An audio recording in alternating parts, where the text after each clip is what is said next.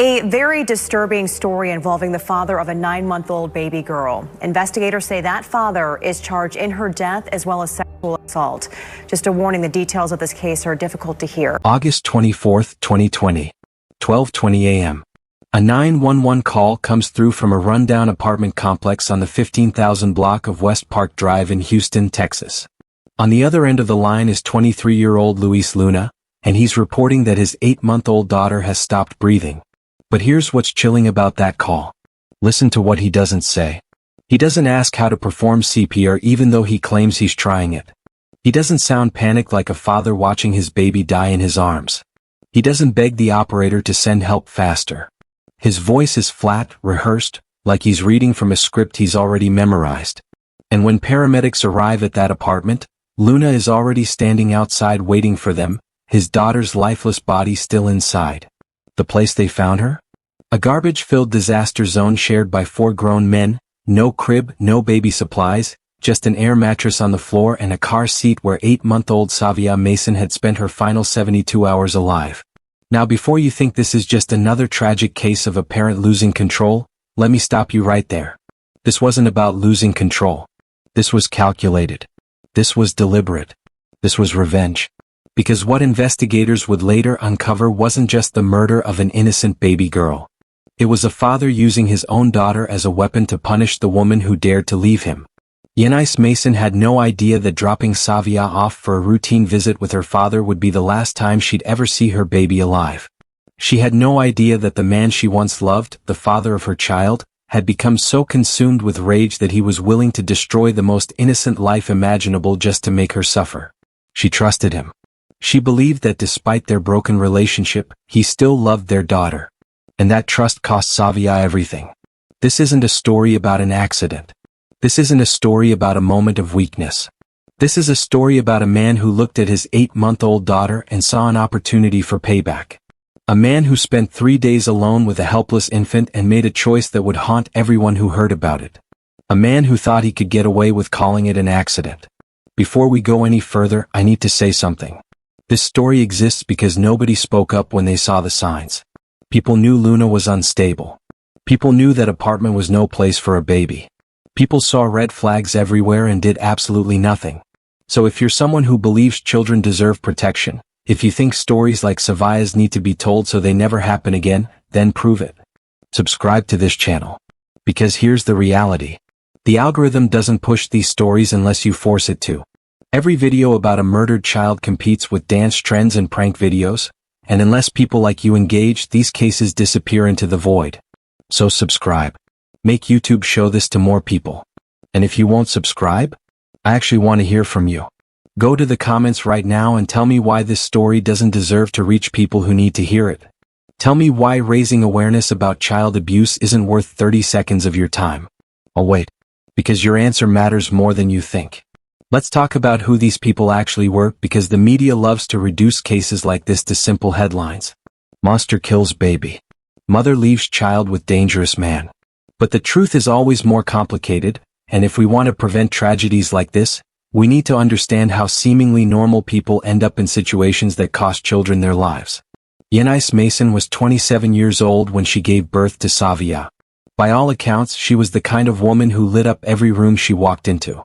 Her family described her as thoughtful, caring, full of life, someone who had this undeniable energy that drew people to her. But Endorse also had a type, and if you've ever known someone like her, you already know where this is going. She was drawn to men who lived on the edge. The rough around the edges types.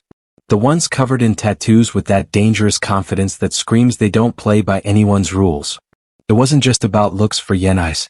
It was about the thrill, the unpredictability, the feeling of being with someone who made life feel like an adventure instead of a routine. And when she met Luis Luna, he checked every single one of those boxes. Luna was everything Endorse thought she wanted. The mystery, the dominance, the raw energy that made her feel alive. They became inseparable almost immediately, spending every moment together, sharing that chaotic kind of romance that burns hot and fast. For a while it probably felt perfect. But then December 7, 2019 happened. That's when Endorse gave birth to Savia Mason and everything changed. Motherhood transformed Endorse overnight. Suddenly her world wasn't about chasing thrills or living recklessly. It was about this tiny human who depended on her for everything. Savia became her entire focus, and Yenais embraced it completely. She was devoted, protective, the kind of mother who would do anything for her child. But while Yenais was falling deeper in love with being a mom, Luna was pulling away. And that's where this story really begins. Now let's talk about Luis Luna, because understanding who he was is critical to understanding what happened. At 23 years old, Luna was directionless. No steady job. No income. No real plan for his future. He was living in a cramped apartment with 3 other men, sleeping on an air mattress in a sunroom that could barely fit one person, let alone provide space for a baby. But here's what you need to understand about Luna. He didn't want to be a father. Not really. The idea of being responsible for another human life, of having to answer to someone, of being tied down financially and emotionally, that terrified him. Or maybe it just annoyed him. Because fatherhood wasn't some beautiful blessing to Luna. It was a burden he never asked for and resented every single day. When Savia was born, Luna's true colors started showing. The carefree lifestyle he'd enjoyed with Yenais was over. No more spontaneous adventures. No more freedom to come and go as he pleased. Now there were responsibilities, expectations, and a screaming infant who needed constant attention. And Luna hated it. He hated what fatherhood represented. He hated what it took from him. And worst of all, he started to hate Yenais for choosing their daughter over him. The relationship between Yenais and Luna fell apart fast. What had once been passionate and exciting turned cold and tense. They started arguing about everything, small disagreements that snowballed into major fights. Yenais' priorities had shifted completely. Her world revolved around Savia now, and Luna couldn't handle being second place in her life. So they broke up. After the separation, Yenais got full custody of Savia, which made sense given Luna's living situation and lack of stability. But because he was still legally the father, he had visitation rights. And that's where the system failed everyone. Because visitation rights don't require background checks. They don't require home inspections. They don't require proof that a parent is mentally stable or financially capable of caring for a child. All they require is biology. So despite the fact that Luna was unemployed, living in squalor with 3 other grown men, and clearly resenting his daughter's existence, he still had the legal right to see her. And Yenais, trying to do the right thing, trying to give Savia a relationship with her father, honored that arrangement. She had no idea that Luna's resentment had grown into something far more dangerous. She had no idea that he was starting to see Savia not as his daughter, but as the reason his life had fallen apart. And she definitely had no idea that he was capable of using that innocent baby as a weapon to make her pay for leaving him. August 21st, 2020. That's the day Yenais Mason made a decision that would haunt her for the rest of her life.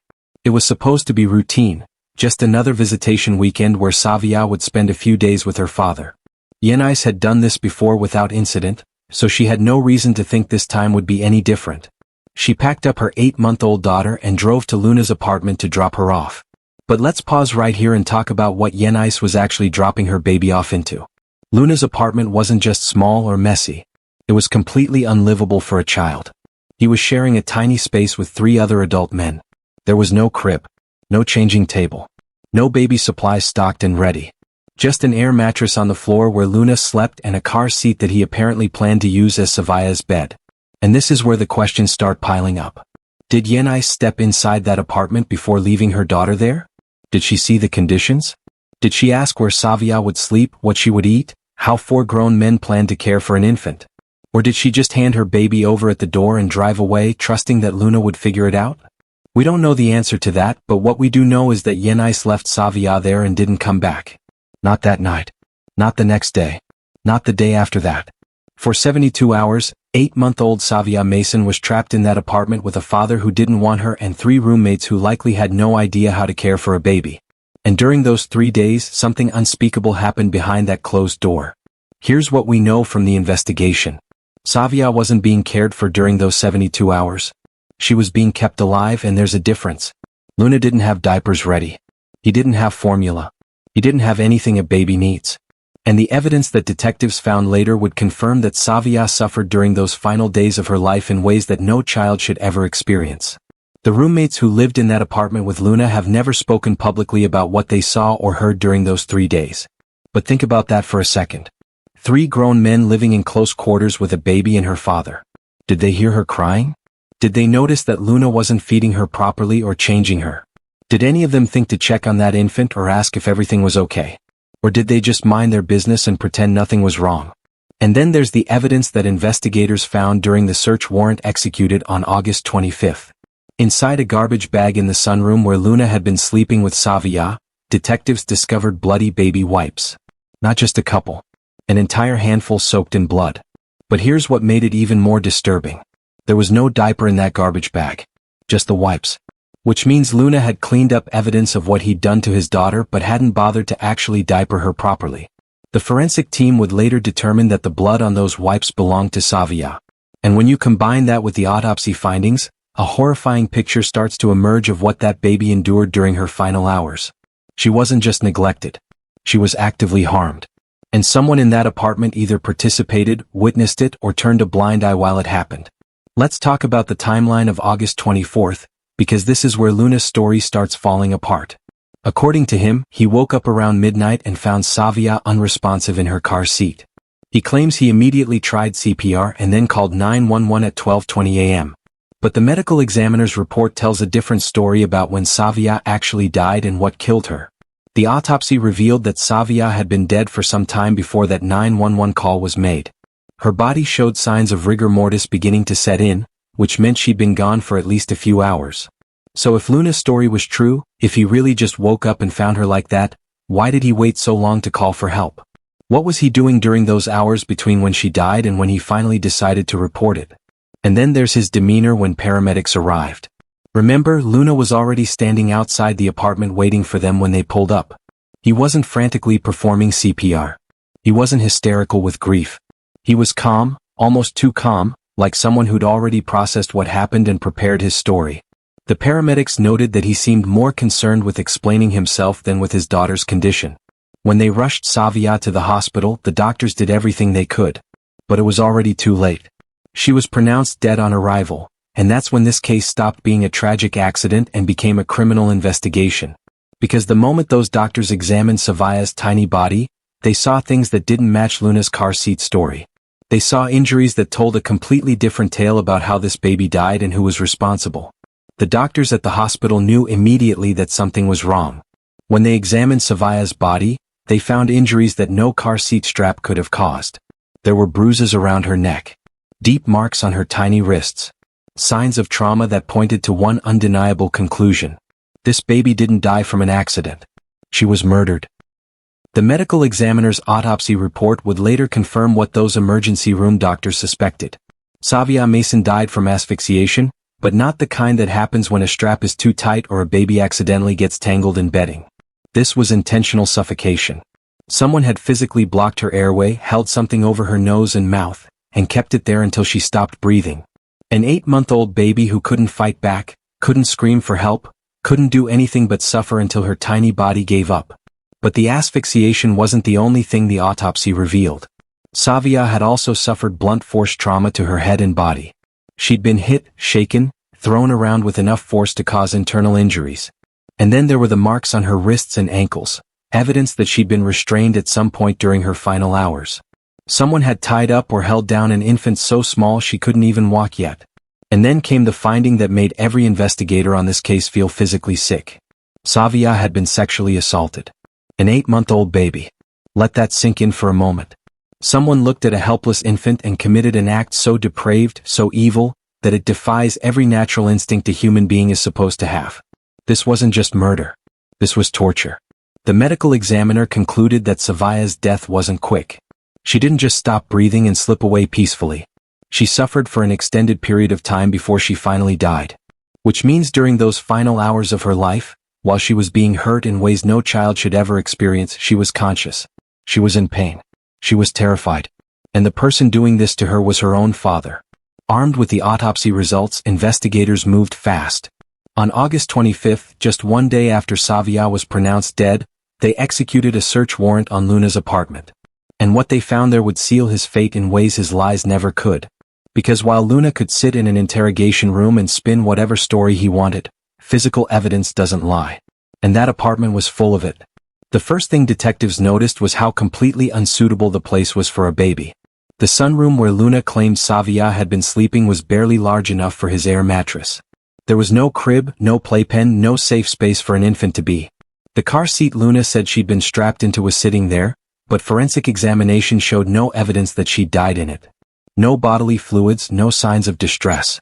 It was just a prop in Luna's story. Then they found the garbage bag in the sunroom. Inside were dozens of baby wipes soaked in blood. The crime scene techs collected every single one, and DNA testing would later confirm that the blood belonged to Savia. But here's what made this discovery even more damning. There were no diapers in that bag. No dirty clothes. No other trash. Just bloody wipes, which meant Luna had been cleaning up evidence of what he'd done to his daughter. Detectives also noticed what wasn't there. There was no diaper bag packed with supplies for a 3-day visit. No formula. No baby food. No extra clothes. Nothing that suggested Luna had prepared in any way to care for an infant for 72 hours. It was like he'd never planned for Savia to survive those 3 days at all. They checked the apartment complex's surveillance footage next, looking for any sign that someone else could have entered the apartment during those 3 days. But the cameras told a clear story. No strangers came to that door. No visitors. No one who could have possibly been responsible for what happened to Savia except the people who lived there. And of those 4 men, only one was her father. Only one had been alone with her in that sunroom. Only one had called 911 claiming she'd stopped breathing. With the evidence piling up against him, detectives brought Luna in for a formal interrogation. And this is where you really get to see who he was, because his response to being questioned about his daughter's murder tells you everything you need to know about his character. He sat down across from those investigators and lied to their faces like it was the easiest thing in the world. He started with the car seat story again. He'd put Savia to sleep, buckled her in the way you would if she was riding in a car, and went to bed himself. When he woke up around midnight, she wasn't breathing. He tried CPR. He called 911. It was a tragic accident, nothing more. He even managed to squeeze out a few tears while telling this version of events, like he was auditioning for a role he thought would save him. But the detectives weren't buying it. They'd seen the autopsy report. They knew about the sexual assault, the blunt force trauma, the strangulation marks. So they confronted him with the evidence, piece by piece, watching his story fall apart in real time. And that's when Luna's demeanor changed completely. The fake grief disappeared. The tears stopped. He went completely silent, staring at the table like he could will himself out of that room. The investigators asked him directly, "How do you explain the injuries? How do you explain the blood? How do you explain what was done to your daughter in that apartment while you were the only adult responsible for her?" And Luna had no answer. Because there was no answer that could possibly justify what he'd done. So he just sat there in silence while they laid out exactly what they knew and exactly what was going to happen next. "You murdered your own daughter," one of the detectives finally said. "And we can prove it." Within hours, Luis Luna was formally arrested and charged with capital murder. In Texas, that charge carries only 2 possible sentences. Life in prison without the possibility of parole or death. And as they led him out of that interrogation room in handcuffs, Luna had to know that his life as he knew it was over. The only question left was whether he'd spend the rest of his days in a cell or strapped to a gurney with a needle in his arm. 4 years passed between Savia's murder and the day Luis Luna finally faced a jury. 4 years of legal delays, competency evaluations, and procedural motions. 4 years of Yenais Mason waking up every single morning to the reality that her daughter was gone and the man who killed her was still breathing. 4 years of a system moving at a pace that felt like mockery to everyone who knew what Luna had done. By the time October 2024 rolled around, Luna was 27 years old. He'd spent those 4 years behind bars, but not in general population. He'd been held in a mental health unit, which his defense team would later try to use as proof that he wasn't mentally competent to stand trial. But the court disagreed and finally the trial began. The prosecution came out swinging from day one.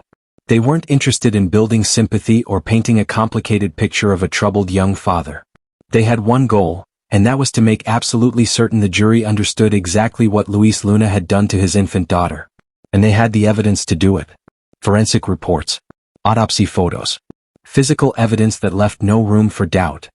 The lead prosecutor stood in front of that jury and laid out a timeline that was almost impossible to hear. She explained how Savia had been dropped off at Luna's apartment on August 21st, healthy and unharmed. She explained how over the next 72 hours, that baby had been systematically tortured by the one person who was supposed to protect her. And then she explained how Luna had tried to cover it up by staging a scene and calling 911 with a rehearsed story about car seat straps. But the prosecution didn't just focus on the physical evidence. They introduced a theory that made this case even more disturbing than it already was. They argued that Luna didn't kill Savia in a moment of rage or frustration. He killed her to punish Yenais. Because in Luna's mind, Yenais had destroyed his life by leaving him, by choosing their daughter over him, by forcing him into a role he never wanted. And if he couldn't have the life he wanted, then Yenais didn't deserve to have the thing she loved most either. The prosecution presented evidence of Luna's resentment toward fatherhood. Text messages where he'd complained about being tied down.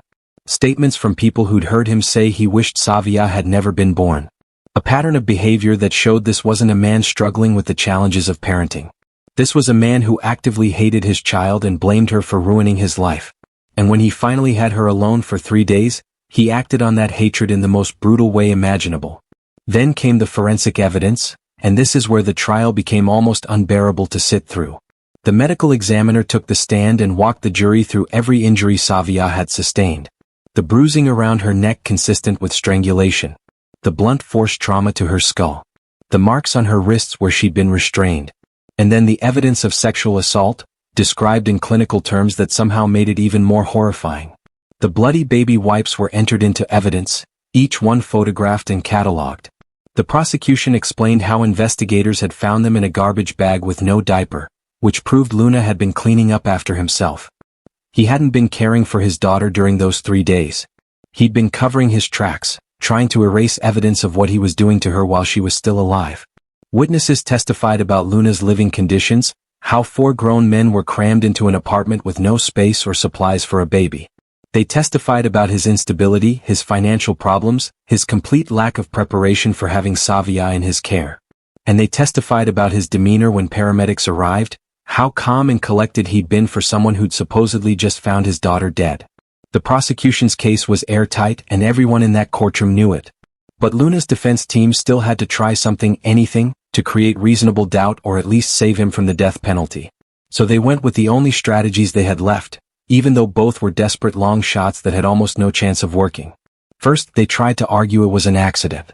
Luna's lawyers claimed he'd made a terrible mistake by fastening the car seat straps too tightly, that he'd never intended to hurt Savia, that he loved his daughter and would never deliberately harm her. But the autopsy evidence made that argument fall apart immediately. You can't accidentally sexually assault a baby. You can't accidentally strangle her. You can't accidentally inflict blunt force trauma severe enough to cause internal injuries. So when the accident defense collapsed under the weight of forensic facts, they pivoted to their backup plan. Mental health. Luna's attorneys argued that he'd been in a mental health unit since his arrest, which proved he wasn't stable. They claimed he suffered from undiagnosed psychiatric conditions that made him unable to understand right from wrong. They suggested that he wasn't competent to stand trial and that even if he was, his mental state at the time of the murder should be considered a mitigating factor. But here's the problem with that defense. Everything Luna did during those 72 hours and immediately after showed calculated thinking. He cleaned up evidence. He staged a scene. He rehearsed a story. He called 911 at just the right time to make it look like he'd just discovered Savia unresponsive. Those aren't the actions of someone who's completely disconnected from reality. Those are the actions of someone who knows exactly what he's doing and is trying to get away with it. The defense called mental health experts who'd evaluated Luna, but the prosecution's experts countered every single point. Yes, Luna had mental health issues, but none of them rose to the level of legal insanity. He knew what he was doing was wrong. He knew it was illegal. He knew it would hurt people. And he did it anyway. That's not mental illness. That's evil. Throughout the entire trial, Luna sat at the defense table completely expressionless. No tears. No visible emotion. No reaction even when the most graphic evidence was presented. He didn't look at the photos of his dead daughter. He didn't flinch when the medical examiner described her injuries. He just stared straight ahead like none of this had anything to do with him, like he was watching someone else's trial instead of fighting for his own life.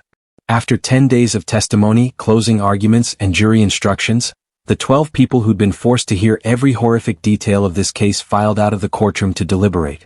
They had to decide whether Luis Luna was guilty of capital murder, and if so, what his punishment should be. The prosecutors were asking for the harshest penalty possible. The defense was begging for mercy. And everyone waited to see which way the jury would lean. It didn't take long. After just a few hours of deliberation, the jury came back with their verdict. Guilty of capital murder. Guilty of taking an innocent life in the most brutal, unforgivable way imaginable. And then came the sentencing. Life in prison without the possibility of parole. Luna would spend the rest of his days locked in a cell, never to walk free again, never to have another moment of the freedom he'd valued more than his own daughter's life. The verdict was in. Luna was going to prison forever. But for the people who'd followed this case, for the community that had watched in horror as the details emerged, justice didn't feel complete. Because there were questions that the trial never fully answered, debates that erupted online and in living rooms across the country, arguments that still rage to this day about who else should have been held accountable. The biggest controversy centered on one person, Endorse Mason. And the question everyone kept asking was simple but brutal. Should she have been charged too? Because while Luis Luna was the monster who committed the actual murder, Endorse was the one who put Savia in his hands. She was the one who dropped her baby off at that apartment and didn't come back for 3 days. She was the one who never checked in, never called, never showed up to see how her daughter was doing. The legal argument for charging her goes like this. Endorse knew Luna was unstable. She knew he had no job, no income, no ability to properly care for a child. She knew he was living in a cramped apartment with 3 other men. She knew there was no crib, no baby supplies, no safe environment for an 8-month-old. And yet she left Savia there anyway. For 72 hours. Isn't that child endangerment at minimum? Isn't that criminal neglect?